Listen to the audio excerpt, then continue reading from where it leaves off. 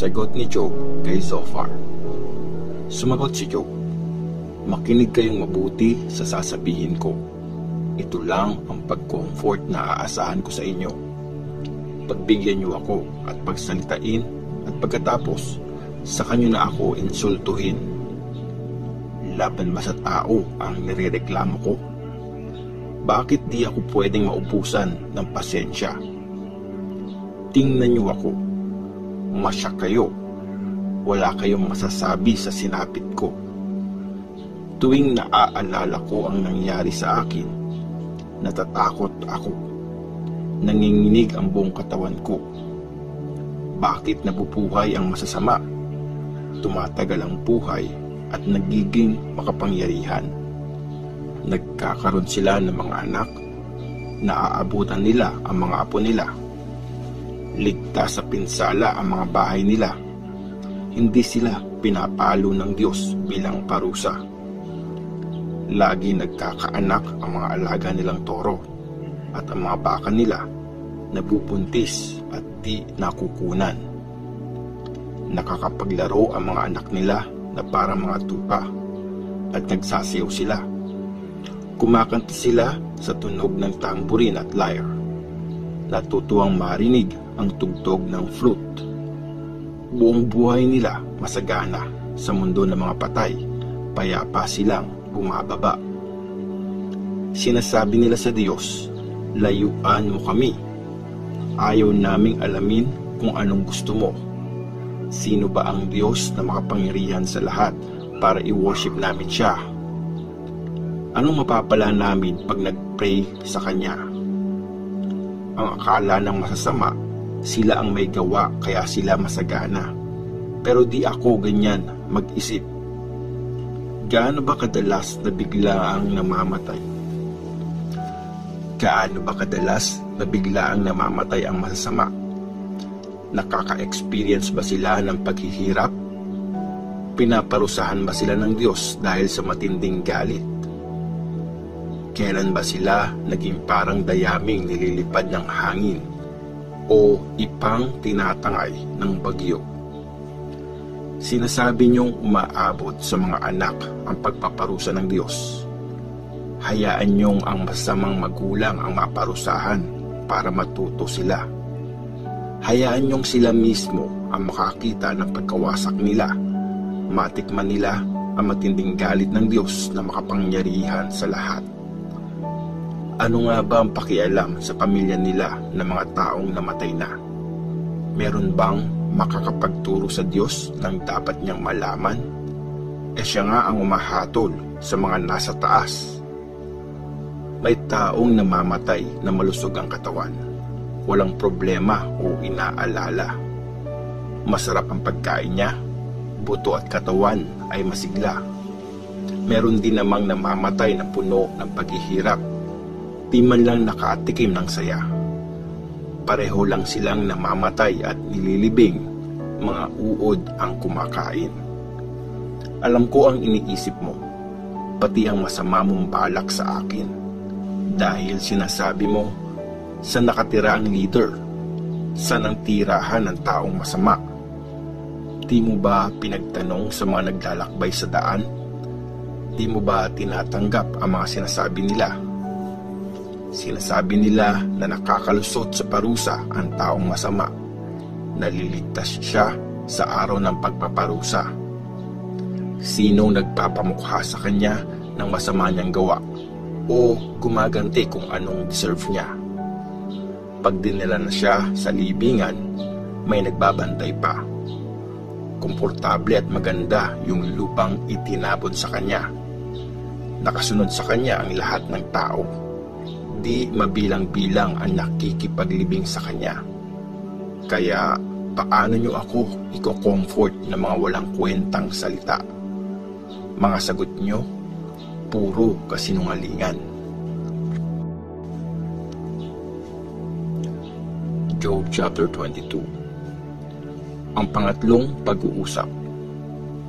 Tapos, sumagot si Eliphaz na taga-Teman. Ang Diyos sa tao ba'y may pakinabang? O may maitutulong ba sa kanya ang matalinong nilalang? Kung ika'y mabuting tao, may mapapalaba sa iyo ang Diyos na makapangyarihan sa lahat. May pakinabang ba ito sa Kanya kung maganda ang ugali mo? Nagsiserve ka ba sa Kanya ng tapat, kaya Kanya sinasaway at hinahatulan? Hindi, dahil ito sa sobrang dami ng iyong kasalanan at walang katapusan ang iyong kasamaan. Mga kapatid mo'y iyong hinuhubaran para utang nila ay mabayaran. Ang mga nauuhaw ay di mo pinainom, di mo pinakain ang mga nagugutom. Gamit ang power at posisyon mo, lupa ng mga mahihirap ay kinakamkam mo at pinibigay ito sa mga kaibigan mo. Di mo na nga tinulungan ang mga byuda, inapi mo pa ang mga ulila. Dahil dito, napapaligiran ka ng mga bitag at sa sobrang takot, hindi ka makapalag. Madilim ang paligid mo kaya di ka makakita at tinatabunan ka ng baha. Hindi ba ang Diyos ay nasa pinakamataas na langit? At mula doon, pinagmamasdan niya ang mga bituin sa baba. Pero ang sabi mo, ang Diyos ay walang alam. Paano siya makakapag-judge kung natatakpan siya ng maitim na ulap? Makapal na ulap ang nakatakip sa kanya, kaya wala siyang makita. At sa langit, palakad-lakad lang siya. Gusto mo bang gumaya sa mga gawain ng masama at mamuhay tulad nila? Kahit di pa panahon, sila ay nawala, gaya ng building na tinangay ng baha. Sinabi nila sa Diyos, "Huwag mo kami pakialaman, at anong magagawa sa amin ng Diyos na makapangyarihan sa lahat?" Kahit ganun, pinagpala pa rin sila. Di ko talaga maintindihan ang pag-iisip ng masama. Natutuwa ang matuwid, ang mabuti ay nagsasaya kapag nakita nilang napaparusahan ang masama. Sabi nila, pinatay ang mga kaaway natin at mga naiwan nila ay sinunog din. Kaya Job, makipagkasundo ka sa Diyos para guminhawa ang buhay mo at maging maayos. Mga turo niya ay pakinggan at ang mga salita niya ay itanim sa iyong puso at isipan. Sa Diyos na makapangyarihan sa lahat, magbalik loob ka at magpakumbaba, at ang mga kasalanan sa iyong tahanan ay wakasan na. Itapon mo na sa lupa ang mga kayamanan mo, at kahit pa ang pinakamagandang klase mong gold ay itapon mo na sa ilog na tuyo. Ang Diyos na makapangyarihan sa lahat ang gawin mong yaman, parang gold at silver na iyong pinapahalagahan. Kaya lagi ka magtiwala sa Diyos na makapangyarihan sa lahat. Siya ang magbibigay sa iyo ng kaligayahan. Sasagutin niya ang mga prayers mo, kaya tuparin mo ang mga promise mo. Anuman ang plano mo ay magtatagumpay. Saan ka man pumunta, ang liwanag ang iyong magiging gabay. Binabagsak ng Diyos ang mga mayayabang, pero nililigtas niya ang mga humble. Ililigtas ka niya kung wala kang kasalanan at kung ang ginagawa mo'y nasa katwiran.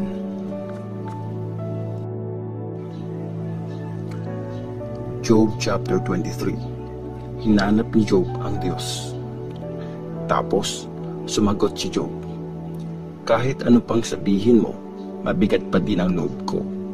Kahit iyak na ako ng iyak, pinaparusahan pa din ako ng Diyos. Kung alam ko lang kung nasan siya, pupuntahan ko kahit saang lugar pa. Sasabihin ko lahat ng aking daing, mga argumento ko, aking iisa-isahin. Gusto kong malaman ang kanyang sasabihin. Kanyang sagot, gusto kong intindihin. Gagamitin kaya ng Diyos ang lahat ng lakas niya laban sa akin? Hindi. Instead, papakinggan niya ang aking sasabihin. Ako'y tapat, kaya pwede ako magpaliwanag sa kanya at i-declare niya akong walang kasalanan. Hinanap ko ang Diyos sa east, pero wala siya doon. At kahit sa west, wala pa rin siya doon. Pumunta rin ako sa north, pero hindi ko siya nakita. Nag-try din ako sa South, pero wala akong napala. Pero alam ng Diyos lahat ng aking ginagawa. At pag sinubok niya ako, makikita niyang pure na gold ako. Lumalakad ako sa landas niya at talagang tapat ako sa kanya. Sinusunod ko ang kanyang mga utos at ang mga salita niya, iniingatang lubos. Hindi siya nagbabago at di pwedeng kontrahin. At ginagawa niya ang gusto niyang gawin. Tutuparin niya ang purpose niya sa akin. Bukod pa ito sa marami pa niyang planong gawin. Kaya naman, natatakot ako pag sa kanya'y humarap. Isipin ko lang ito, ako'y nasisindak. Lakas ng loob at tapang ko ay nawawala sa harap ng Diyos na makapangyarihan sa lahat. Pero kahit napapalibutan ako ng dilim at hindi na makakita, di ako titigil na tumawag sa Kanya. Job chapter 24. Nareklamo ni Job ang ginagawa ng masama. Bakit hindi pa dumarating ang time para hatulan ng Diyos na makapangyarihan sa lahat ang mga masasama, para makita ito ng mga nagsuserve sa Kanya? Inaalis ng mga masasama ang mga boundary ng lupa at inaalagaan ang mga tupang ninakaw nila. Pati mga donkey na mga ulila ay kinukuha nila. Pati na rin mga baka ng biyuda bilang sangla. Karapatan ng mga mahihirap tinatapakan nila. Dahil sa takot, nagtatago na lang sila. Kaya ang dukha parang donkey na mailap. Nililibot ang gubat, mapakain lang ang anak. Nag-harvest sila sa bukid na hindi kanila.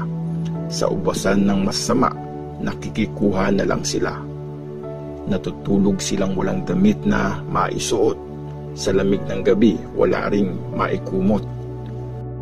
Parang mga patak ng ulan sa mga bundok ang bumabalot sa kanilang katawan. Para may masilungan, pagitan ng mga bato ang pinagtataguan. Pinapautang ng masasama ang mga dukha. At pag di nakabayad, mga baby na ulila sa tatay ang kanilang kinukuha. At kahit pa yung mga nasa dibdib ng nanay nila.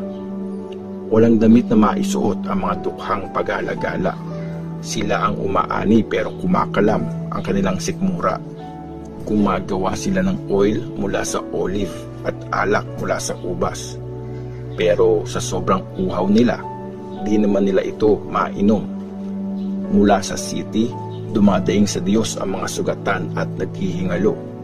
Pero di niya pinakinggan ang hiling nilang saklolo. Sila ang mga taong nireject ang liwanag.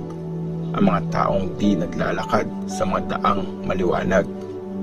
Bumabangon ang mamamatay tao pag madaling araw. At pinapatay ang mahirap na walang kalaban-laban. Pagdating ng gabi, siya naman ay nagnanakaw. Ang nakikipag-sex sa di niya asawa ay naghihintay na dumilim. Nagtatakip pa ng mukha para di mapansin. Paggabi naman, binubutasan na magnanakaw ang dingding ng bahay. Ayaw nila sa liwanag, kaya sila nagtatago tuwing sumisikat ang araw. Natatakot sila pagdating ng liwanag, pero ang gabi, ginagawa nilang kaibigan. Sinabi ni Zophar, tinatangay ng baha ang taong masama. Sinumpa ng Diyos ang mga lupa nila at wala nang nagtatrabaho sa mga ubasan nila. Gaya ng snow na nalulusaw sa panahon ng tag-init at tagtuyot, lalamunin ng mundo na mga patay ang mga makasalanan. Kahit mga nanay nila'y makakalimutan sila. Mga katawan nila'y inuod na, mga punong pinutol ang gaya nila. Kasi inaapi nila ang mga babaeng di nagkaanak, pati mga byuda labis nilang hinamak. May power ang Diyos para wasakin ang malalakas at mamamatay sila pag Diyos na ang kumilos. Hayaan man ng Diyos na payapa silang mabuhay, sa bawat sandali siya'y nagbabantay. Umasenso man ang masasama pero di nagtatagal. Natutuyo sila gaya ng damo at halaman. Para mga hinarvest na grain, pinutol-putol sila. Pero kung hindi totoo ang sinasabi kong ito, sinong makakapagpatunay na nagsisinungaling ako?